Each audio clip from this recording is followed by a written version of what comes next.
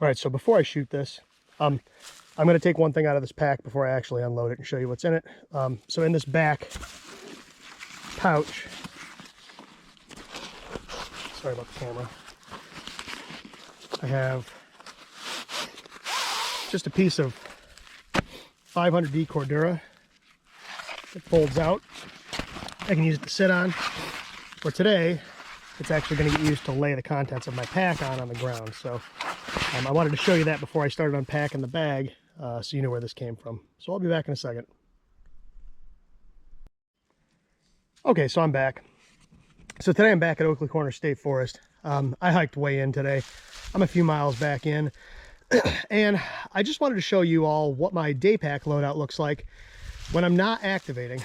So I do have some radio stuff in here. We'll talk about my radio stuff. I'm going to talk about the whole kit as a whole and talk about my philosophy on this stuff. Aside from being a pretty avid ham radio operator, I'm also a pretty serious outdoorsman. And so I've got a specific sort of philosophy, I think, about when I pack a bag for a specific purpose. So today we're going to go through this pack and we'll talk about the pack itself. We'll talk about the contents, why I brought what I brought, why I leave home what I leave home, and some of the things you should think about when you pack a bag for the day. So with that, I'll be back in just a minute. All right, so I've got the pack on the ground here. I pulled my sit pad out. That was strapped to the bottom of the pack. I'll talk about that stuff in just a minute here. Make sure I can get the camera angle sufficient. This is a little tricky because it's just me and I don't have a good spot to put the camera today. We're just on a log here. So we'll see if we can get everything in the shot. I think we can. I apologize. I'm not exactly a professional videographer here, so there we go. So, like I said, I've got this Thermarest Z seat that I'm sitting on. I have different seats that I take with me depending on what I'm doing. This just happens to be the one I packed today. This is a sniper's veil. This was packed earlier, but I took it out because the bugs have been horrendous today.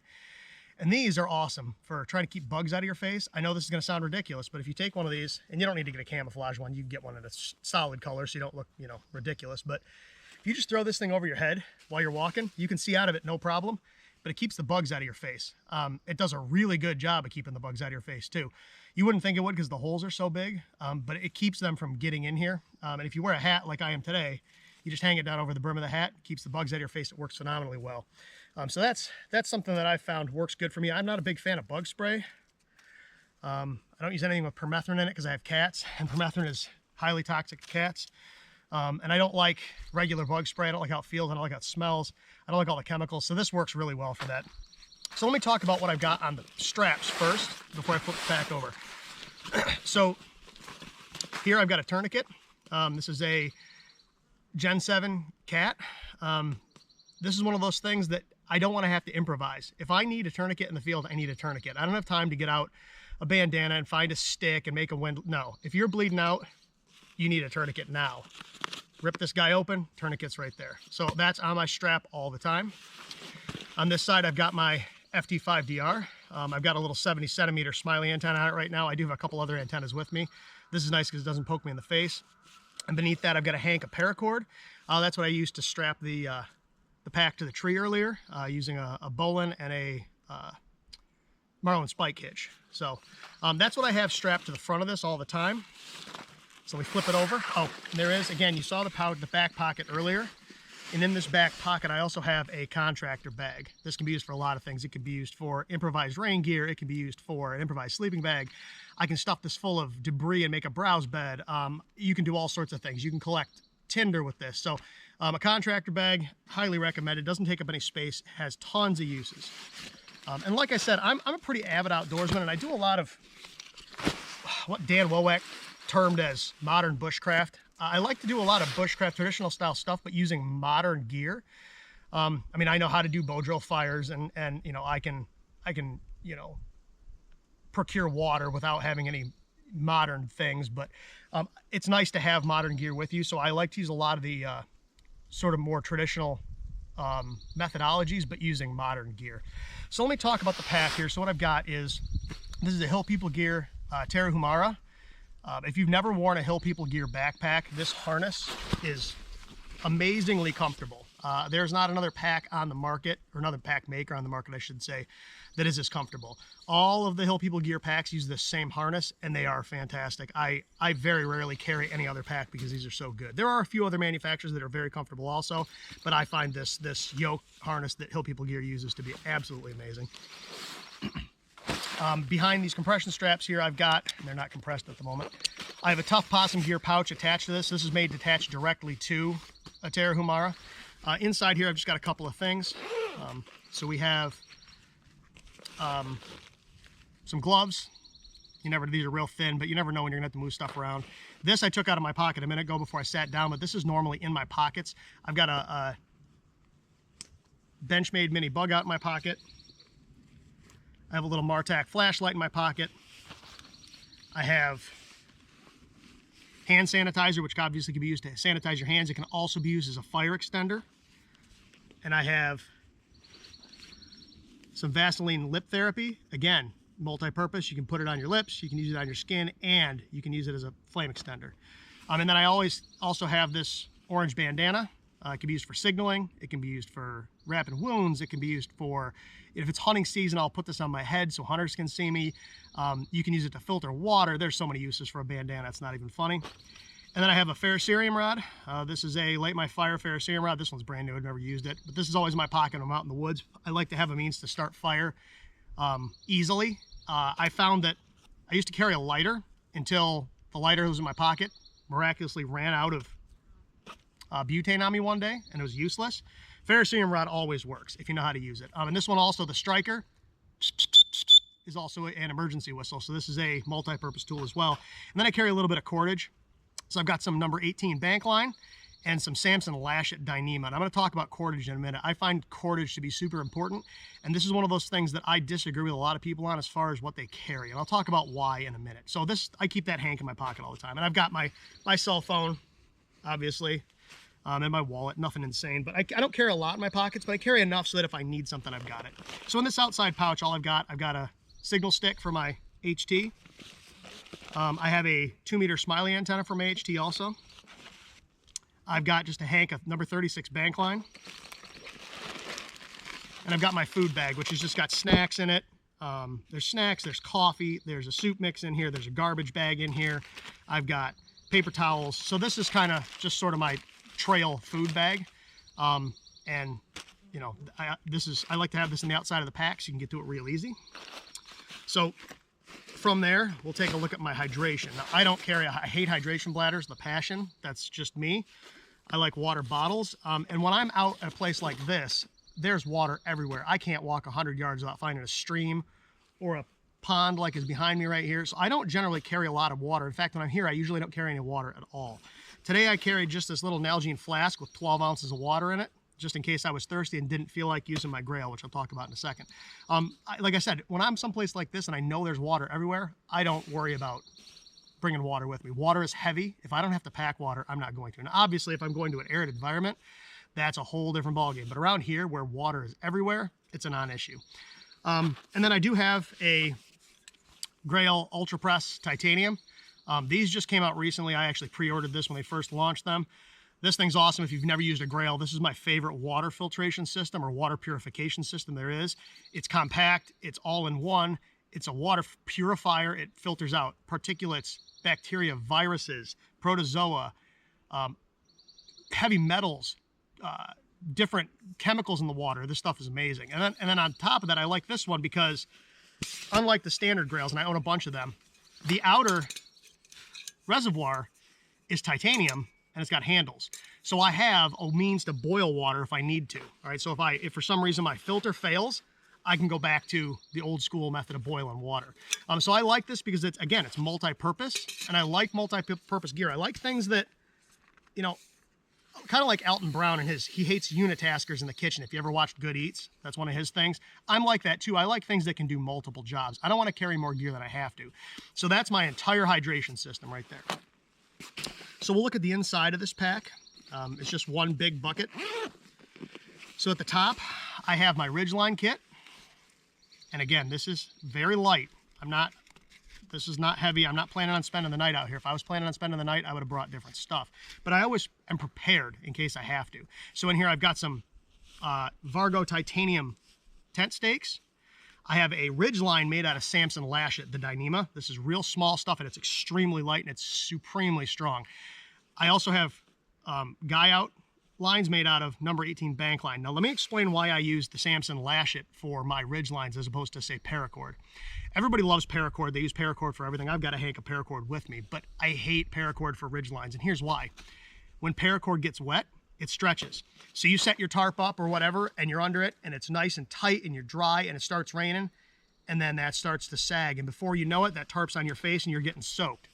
Dyneema is incredibly strong, and it does not stretch. So I use this. It's way lighter than paracord. It is way stronger than paracord. It does not stretch at all. This stuff, this is pretty much all the cordage I carry anymore. Bank line, small bank line usually, like number 18. I do have a hank of 36, but small bank line, and then this little tiny Samson Lashet. That'll do just about everything I need it to do. So that's my ridgeline kit in case I do need to set up a shelter. I have a shemagh. This is useful for a ton of things. You can use it for, if you need shade from the sun, you can use it as a towel. You can use it to filter water. You can use it for insulation. Again, I can make char cloth out of this. There are so many things you can do with something like this that it really doesn't make sense to leave this at home. It's not real heavy, and it's useful. I use these all the time. So again, just something else to keep in mind. Again, it's a unitasker, or it's a monotasker. I'm sorry, no, it's not. It's a multitask piece of equipment. It's not a unitasker. It does multiple things. From there, the next thing down I have is this is a Wilderness Innovation PSSLE ultralight poncho. This thing weighs nothing. Perry makes amazing stuff. It takes forever to get, but when you get it, it is fantastic. Now this one does not have his hammock set up with it. You can get them with Dyneema eyes and everything set up to turn into hammocks automatically. I didn't do that with this one. I have 3 other Wilderness Innovation ponchos that are all set up like that, but for this one in here, I just have a set of Hummingbird hammocks, whoopee slings, and then the Dyneema button hooks they use to hook their hammocks to their suspension system, and I can run that through the ends of that poncho and turn this into a hammock as well. And this weighs nothing. This entire thing weighs 1.55 ounces. Okay, so I've got this poncho weighs a few ounces. You're talking probably half a pound here for my entire shelter system. Between I can turn it into a hammock, I can turn it into a tarp, I can wear it obviously as my rain gear. It's a poncho. I've got my ridge line, so I can set that up as a shelter pretty easily. Another nice thing about a poncho is if you are trying to get out of the elements, you can throw that over yourself, sit down on something waterproof, lean up against a tree, and you're basically wearing your shelter. You can sleep right like that, lean it up against the tree. It's not comfortable, but it gets the job done. I do just have a little battery bank in here in case I need to power my phone again or for the camera that I'm currently using. I don't always carry this, but I do have it with me today. I do have a small fixed blade knife attached to this Grimlock in here. This is one that I made a few years ago. Among many other things I do, I make custom knives as well. This is just a Kydex sheath, and it's just a little drop point. It's 01 green canvas micarta with brass pins. I can wear this as a neck knife. I can hook the paracord around my belt, pop it in my pocket, and then when I pull it out, this stays tethered to my body. There are a lot of different ways I can use this, but I like to have a fixed blade knife with me, even though this is tiny. It's more capable than, say, this Benchmade is. This is a great knife, but I wouldn't want to baton with it. You could. This is a tiny knife, so batoning with this isn't going to be very useful, but you could do it. But it's a lot stronger, and it does have a 90-degree spine, which I think is important. It's high carbon steel, so if I need to, I can strike sparks off of this with a rock. If I need to improvise and make fire, I can do that. I've got a 90-degree spine, so if I need to strike a ferrocerium rod, I can. If I want to scrape fatwood, there are in fact, right behind me, there are a pile of red pines. You find one of those that's down, you get some fatwood out of it. You can make fatwood scrapings with a 90-degree spine. Dave Canterbury's big on 90-degree spines on knives, and I agree with him. That's a good tool to have. So I really like a high-carbon tool steel knife with a 90-degree spine, fixed blade. And like I said, if I'm going out for a longer period of time, I'd bring a much bigger knife. But for a day hike like this is more than enough. And then the last 2 things I've got in here, I've got this little pouch. Let me talk about the contents of this real quick. This is sort of my possibles pouch. This is just everything that I might need out on the trail that's not in there. I've got a little Matador sit mat. It's just a little fold-out blanket. It's about the size of this piece of 500D Cordura I've got here. Just another place to sit or if I want to set things on the ground. I've got another bandana, and inside this bandana, so again, bandanas are supremely useful, and inside this bandana I have a Sunto compass. I do have an MC2, but this MCB gets the job done for what I'm doing today. If I'm really doing some orienteering, I'm going to bring a bigger compass with more features, but this gets the job done for what I need to do. So that stays wrapped up inside this bandana all the time. I wrap it up with a hair tie, and there's that. I have a little titanium stove for Esbit cubes. I've kind of migrated to this system for cooking. At least on the trail for a day hike. It weighs absolutely nothing. It folds open. You set your cup on top of it. You put an Esbit tab inside, and you're good to go. These things weigh absolutely nothing. Like I said, this is kind of the way I've gone. Unless I'm going for like multiple days, and I'm going to be cooking a lot of stuff. If I just need to boil water, I'm probably just bringing this and some Esbit cubes.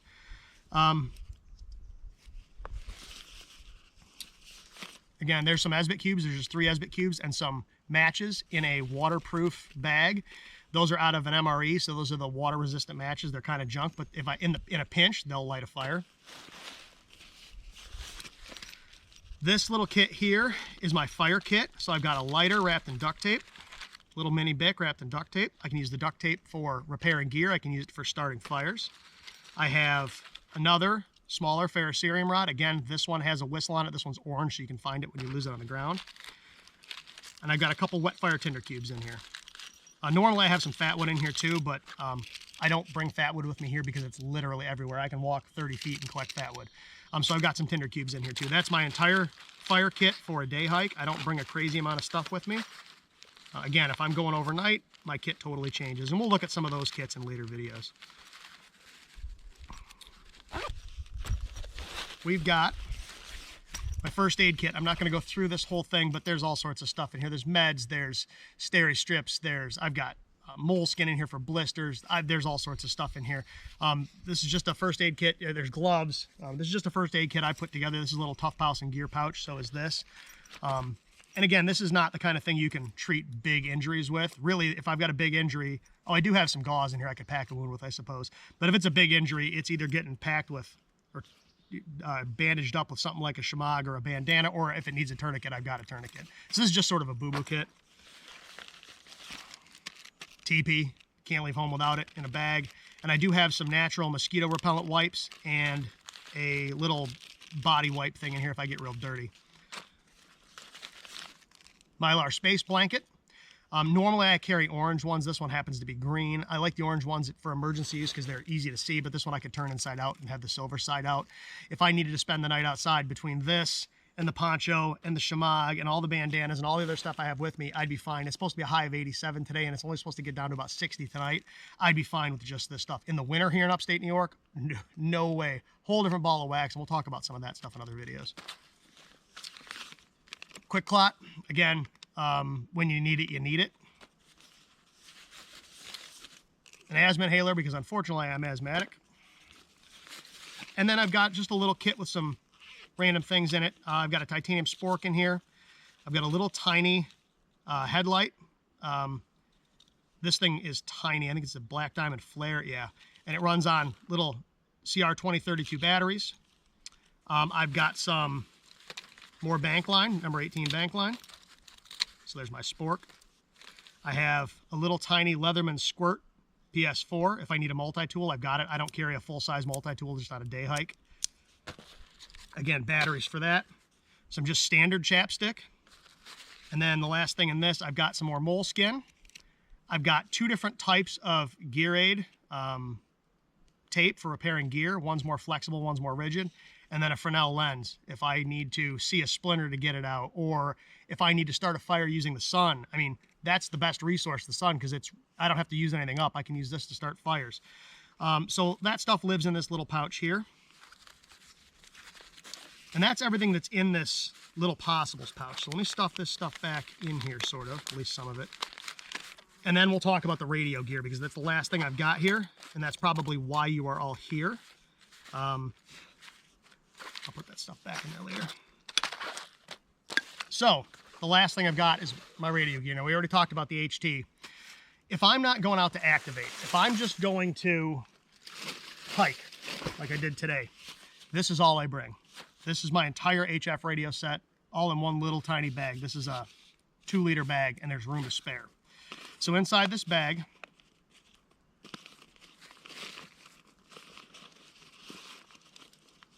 and get it out. Got my CW key. That's the one I used in the last video. The little CW Morse SP4 paddle. Tiny, weighs nothing. Again, the same throw line minus the throw weight. I'm not carrying a 12-ounce weight around on a day hike when I don't plan on setting a radio up. If I need to, I can wrap a stick or a rock around this, toss it up in a tree, and get my antenna up. Power cable for the rig, which we'll talk about in a second. Headphones. That same wire I used in the last video, that's my 40-meter end-fed half-wave wire, to go with our spark plug antenna. All right, so same antenna we were running before. Got a little 15-foot section of RG316. Pad to log. Pencil. 3-amp-hour Bioenno battery. And then last but not least, the rig, which, as you can probably guess, is a true SDX. Now, this would not be my only radio. If I had to have an HF rig, this would not be the only one I had. The sound out of this is not that fantastic, especially out of the internal speaker. Now, the internal speaker was sort of an afterthought on this radio, but this will work single sideband digital CW. It doesn't do a real good job of filtering out adjacent signals. So if you've got a real strong signal next to you, it'll bleed over, but it's adequate. It'll get the job done. If I really wanted to do a park activation right now, I could set an antenna up, fire this thing up, and I could do an activation from this. I've worked on 5 watts out of this thing. I've worked from here in New York as far as Cuba on single sideband, as far as Spain on single sideband. I've worked into, well into Europe on CW, just on this little tiny rig. So, that's kind of my radio setup for when I'm not planning on activating. But I wanted to talk about the rest of the gear too, because like I said, my philosophy is carry what you need, don't carry what you don't. Don't carry really heavy stuff. If you don't really think you're going to need it, leave it at home. But at the same time, be prepared for contingencies, because you never know. If you fall and break your leg, make sure you've got a way to contact for help. If you need to spend the night out here, can you do that with what gear you're carrying today? So I just kind of want to talk about my philosophy for how I use all this stuff, why I choose what I choose, why I don't carry some of the things that some other people carry. And again, this loadout changes depending on what I'm doing. So if I'm going for an overnighter, it's totally different. If I'm going for a weekend, again, totally different. Depending on the time of year. Like I said, here in upstate New York, right, it's mid-April right now. It's supposed to be 87 degrees. Last April 30th, we got 18 inches of snow. So, you never really know what the weather's going to do.